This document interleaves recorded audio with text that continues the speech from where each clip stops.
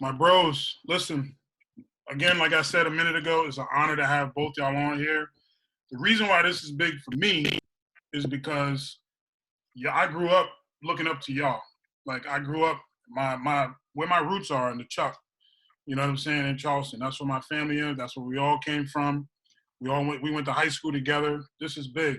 And the influence and the pull that y'all both have in y'all respective industries is amazing. You know what I'm saying? So we have people that are going to really, really relish and love this content that we're going to put out there for them. You know what I mean? So I just want to thank y'all again for just doing this. I appreciate you. It'll be fun. Yeah. So I have Langston Moore. Langston Moore, me and Lanks played in high school together. He was 1 year older than I was. He's one of the best defensive tackles in the state of South Carolina. Senior year of high school, junior year too. Beast. He's a fullback too. A lot of people don't know that. My man Lank was a fullback too. Lank went to University of South Carolina, where he played lettered, played under Lou Holtz. We'll get more into that. Lank then went on and played in the NFL for how many years? I fooled them for 7 years, man, until they figured it out, man, that I couldn't play for about 7 years. 7 years, and he's being modest. For 7 years, played with the Bengals, Detroit, and Arizona. Whoever was losing, man, I was there, man. Cincinnati, Arizona, Detroit. Right. Yeah, and then played then bumped around a little bit for a year out there in the UFL. I didn't know that. Okay. Yeah, little de facto league they had for a minute. So I played for an NFL coach, but he wasn't one at the time. That was Jay Gruden, man. That was before he figured out he could coach the NFL. But he's down in Jacksonville now, right? Yes, OC. Oh, he is? Oh, okay. Crazy. I didn't know that. That's big. Always land on their feet, man. You know that. That's my man Langston. That's crazy. Like, and then the great thing about that is not a lot of guys can say they did. What you say, 7 years? Mm-hmm. 7 years in NFL. Most dudes, 1, 2, 3 years, it's a wrap. Now you got your life. So to say I did 7 years in NFL, that's amazing. And then we have my family.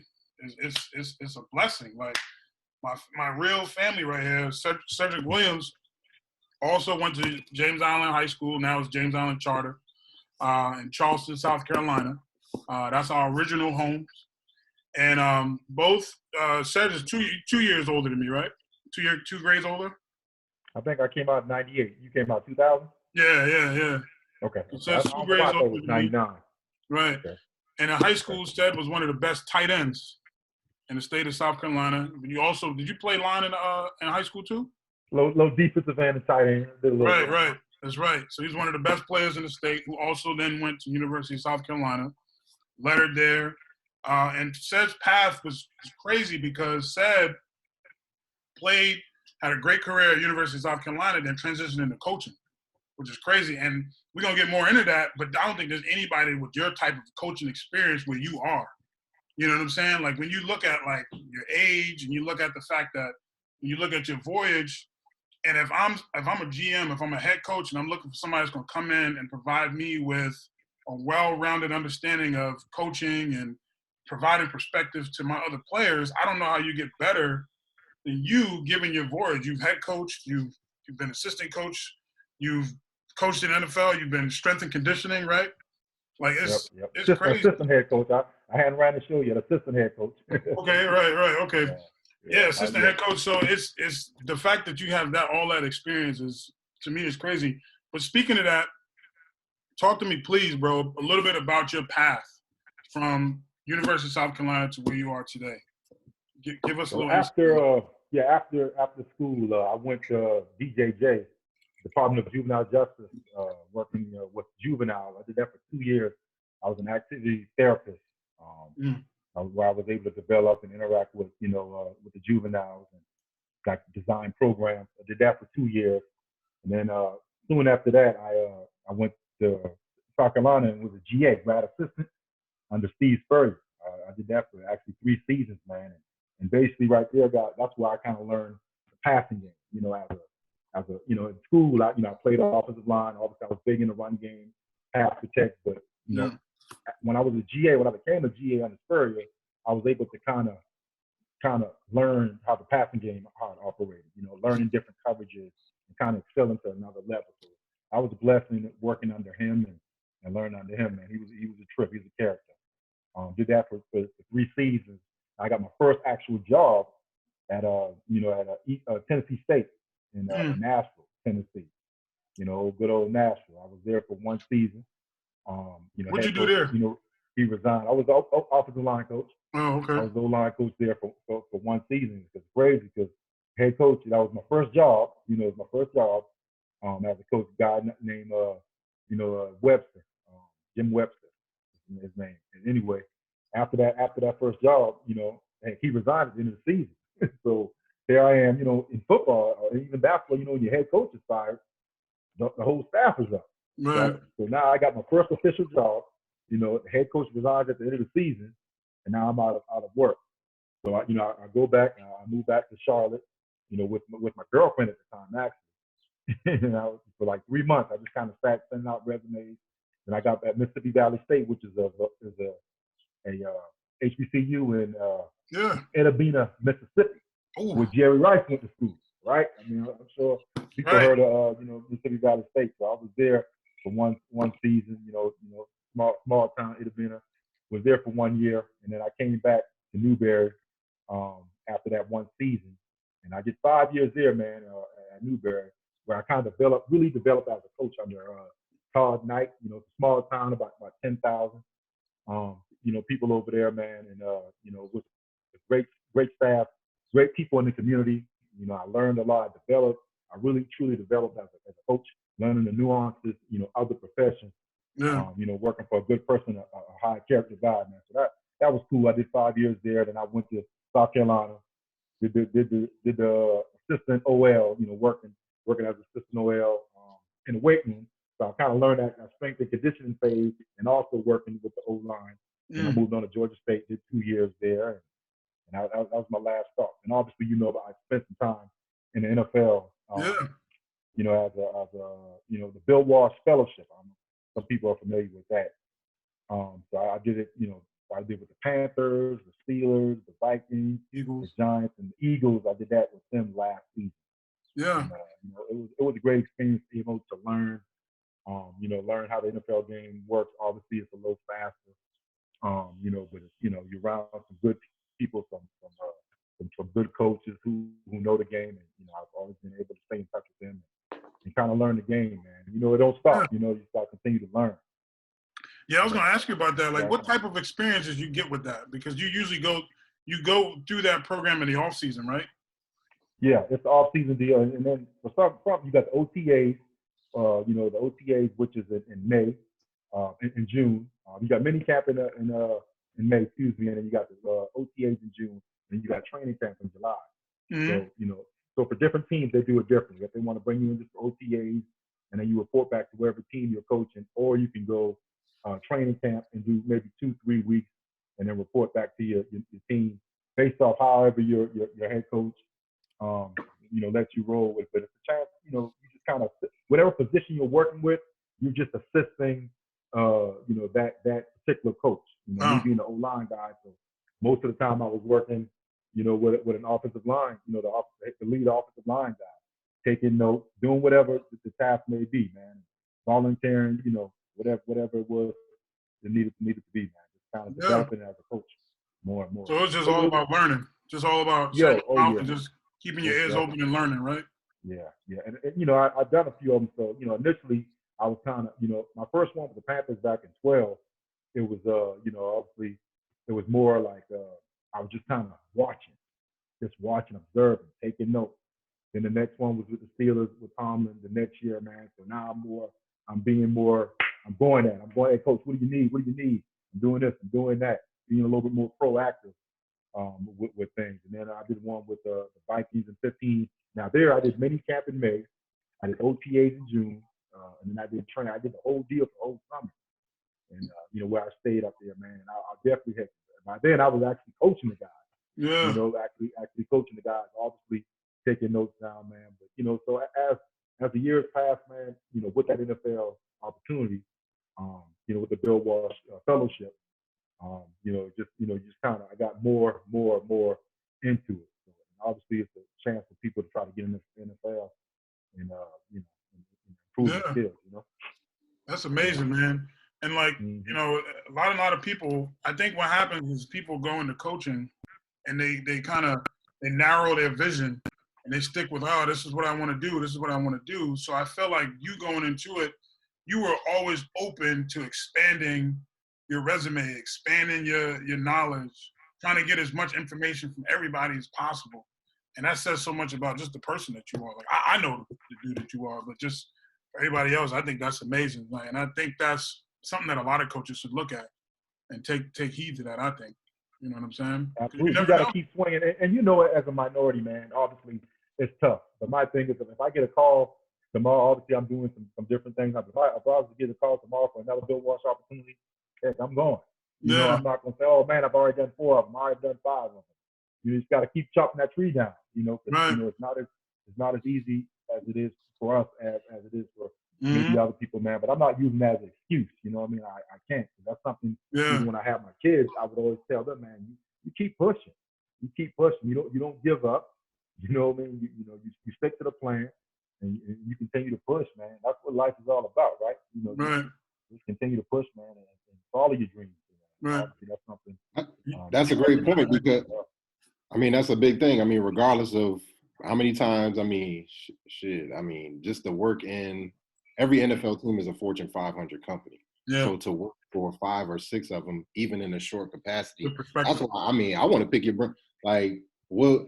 Because I don't think we've ever gotten to all the differences of the organizations, but like, could you tell the difference between a Steelers organization and how the walls inside the walls were there versus Minnesota versus, of course, everybody is different, but the teams you pretty much yelled at, they've all won a Super Bowl at some point.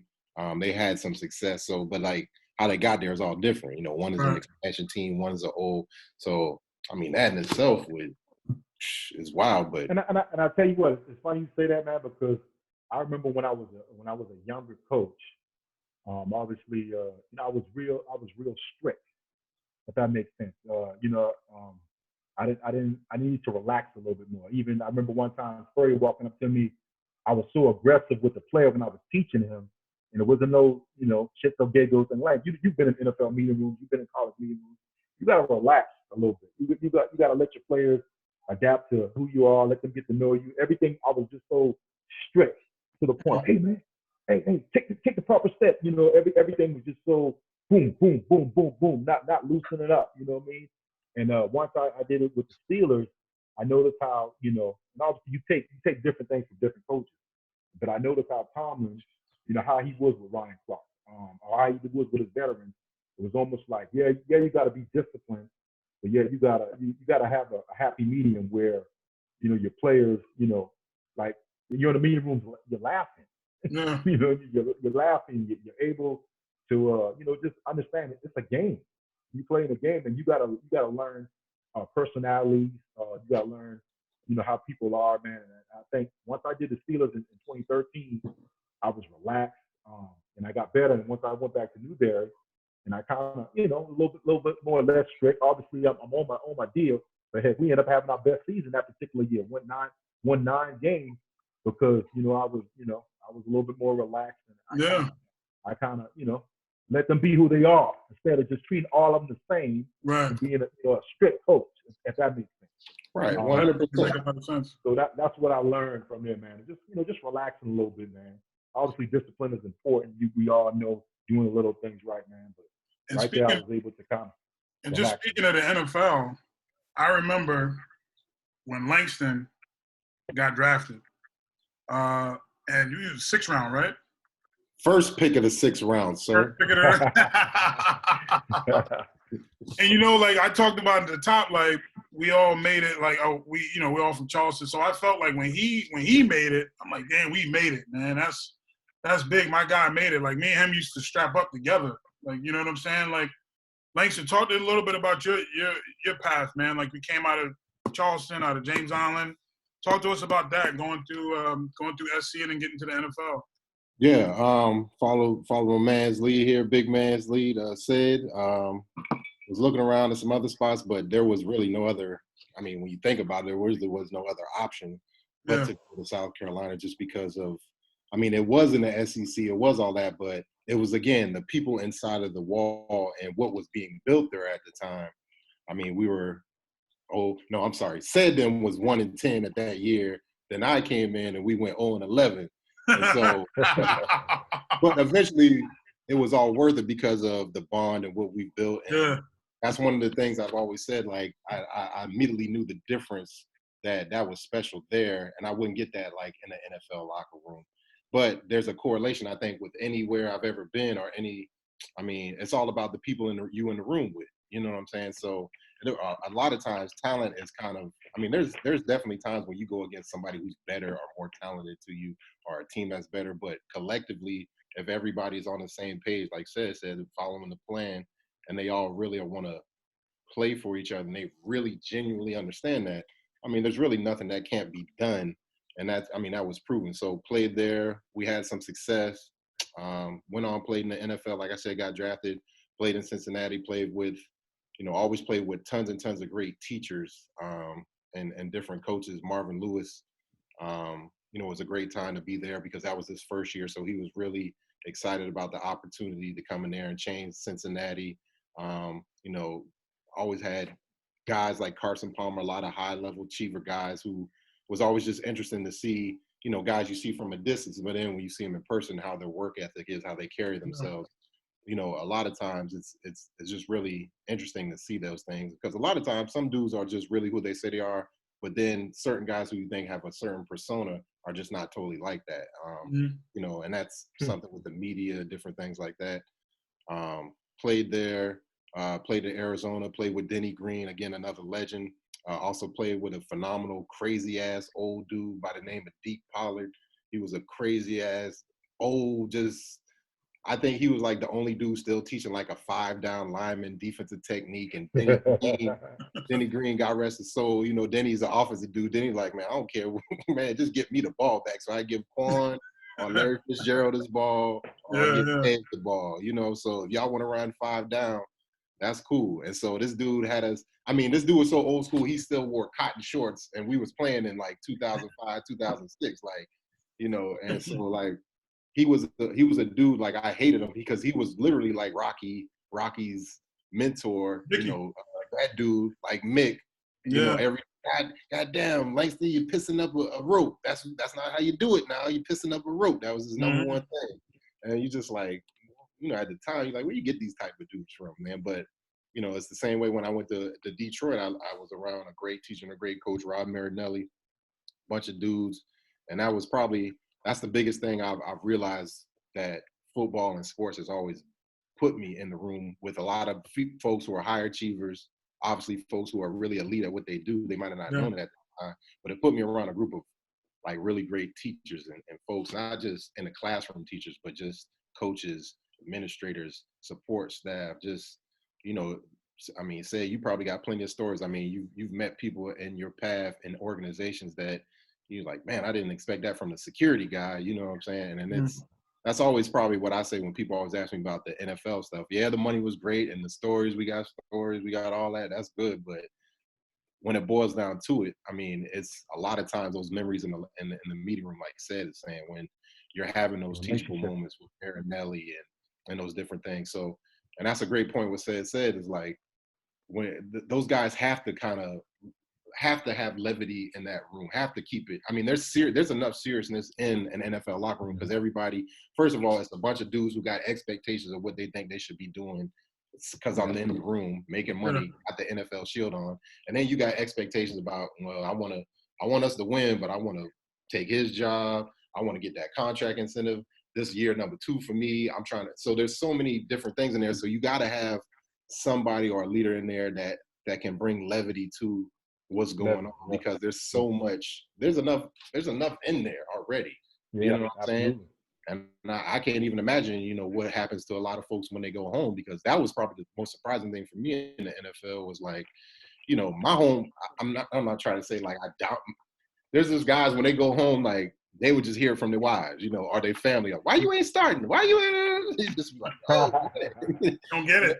And so that was, that's a whole different, I can't imagine having kids that were of age to know that you were playing in the league and guys that played like that because your kid goes to school and then, somebody said, man, your daddy was sorry yesterday. You know what I'm saying? Like, oh, why your daddy ain't play? You know what I'm saying? And so to handle that stress, that's wild because, again, and that's why I always try to tell dudes, no matter what level you went through, high school, college, NFL, especially if you hung on that long, man, if you can survive that, you can survive anything. You can start a business, you can do anything.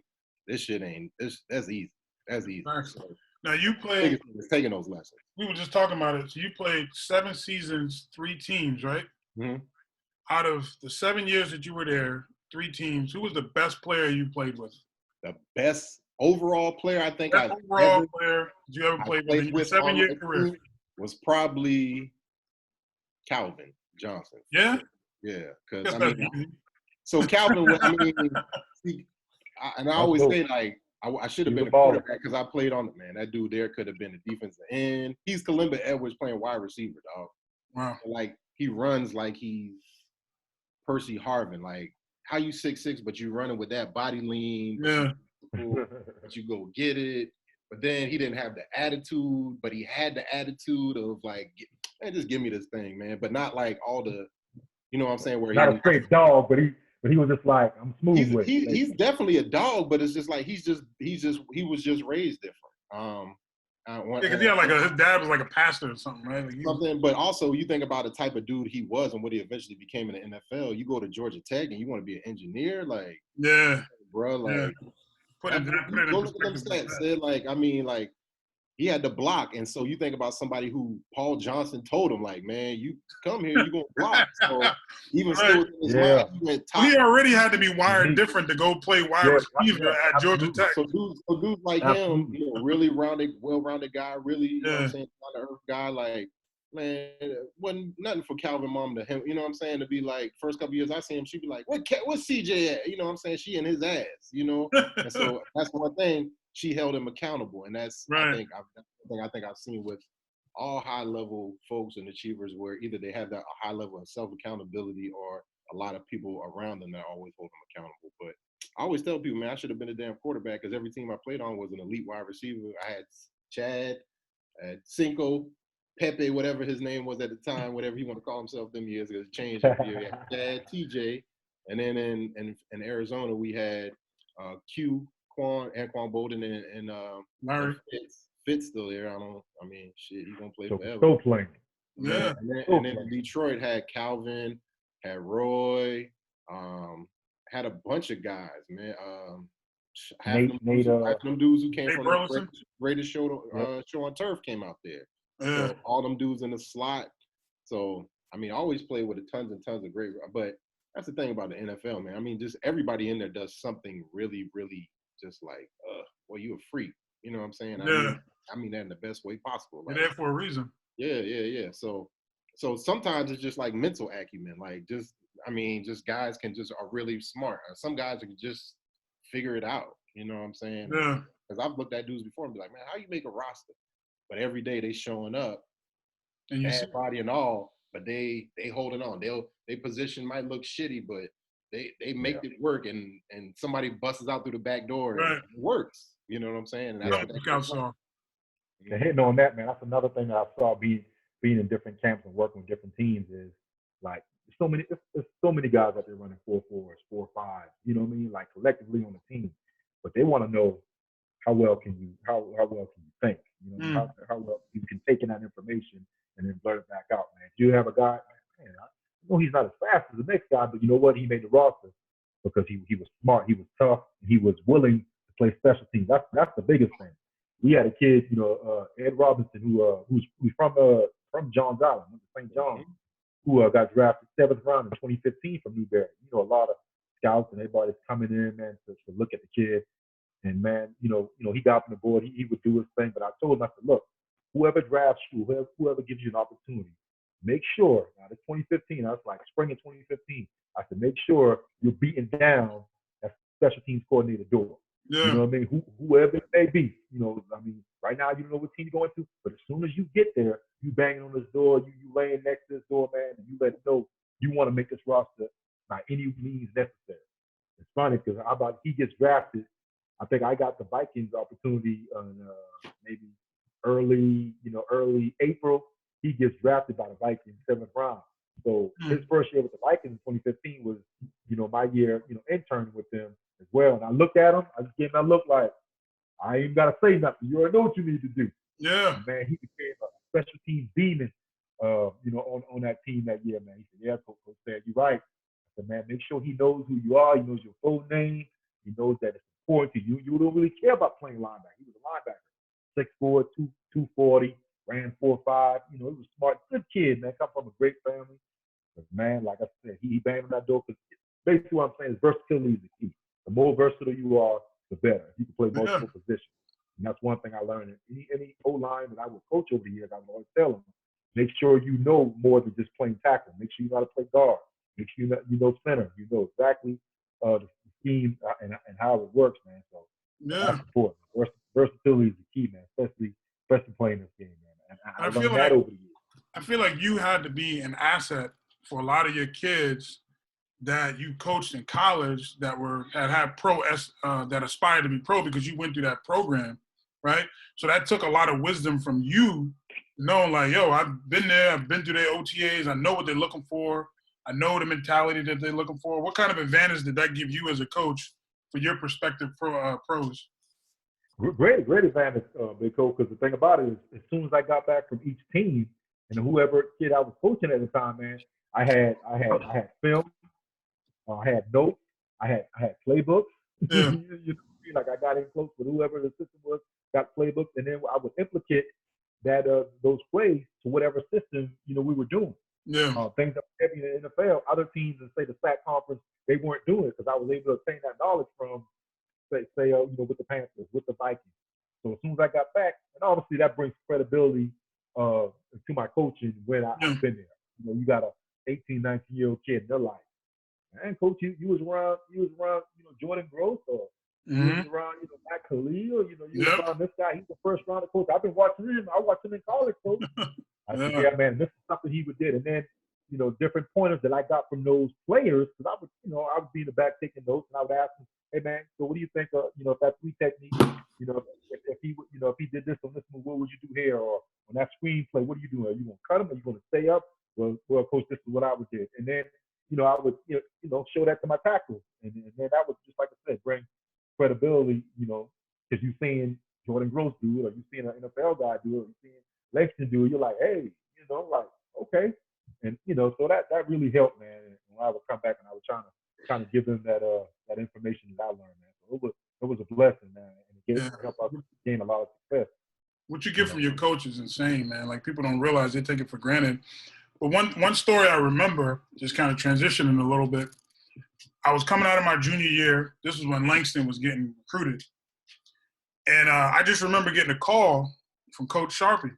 Coach Sharpie was like, Corey, I just want to tell you something, son. Lou Holtz just pulled up in Langston Moore's house. You better get on your shit.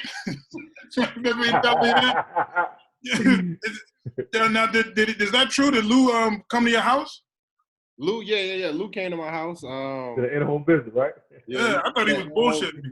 Yeah, it's wild because like that just show you pre-social media, right? James Island, Johns Island, Charleston ain't but so big, right? Right. Like, living where I lived at the time on the cul-de-sac, like once the news finally like heard that he was coming into town, and then when he came into town, it was kind of wild, like how like quickly the word spread. But at the people time, knew, so people knew about that. I was already at school, so people in James, it spread around James Island a little bit. Man, quick, bro, quick. So, and then I think he came like right away.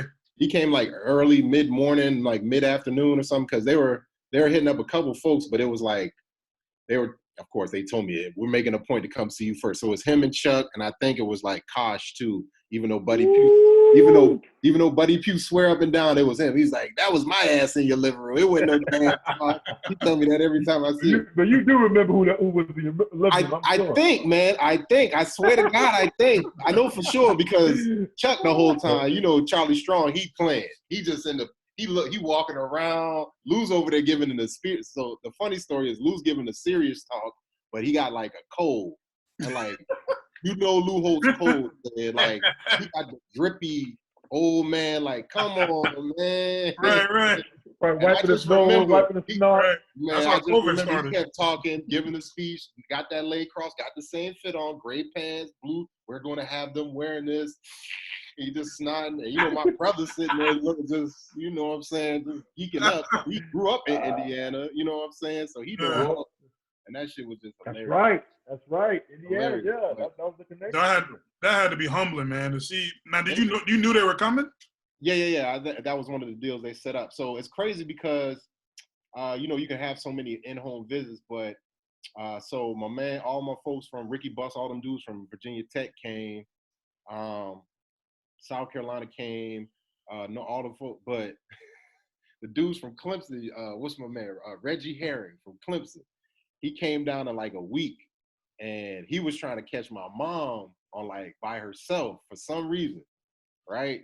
Because I don't know why. I don't know if he felt like it was better for him. So he offered her. He gave her he was like, I want him to come to Clemson, but he kind of small. And you know what I'm saying? So he talking to my mom. My mom's the fiery one. She like, man, like, I don't like that mom. I don't like that shit.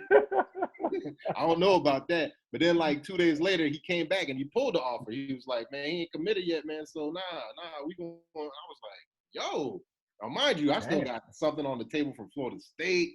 I got, you know what I'm saying? Them boys just came off the win from they lost to Tennessee. And so I'm just like, yo, That's maybe. right. Tennessee beat them in the championship, right? Yeah, and I'm like, yo, maybe, you know what I'm saying? And so Sharpie, them cats, man, I mean, the reason I got to Florida State was because of the relationships with Sharpie. Sharpie had a relationship with their defensive coordinator. What's my man? With the glasses. Oh, man. Mickey Andrews.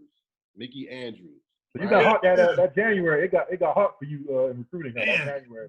Mickey Andrews been around a while. Wasn't he at like Notre Dame or something?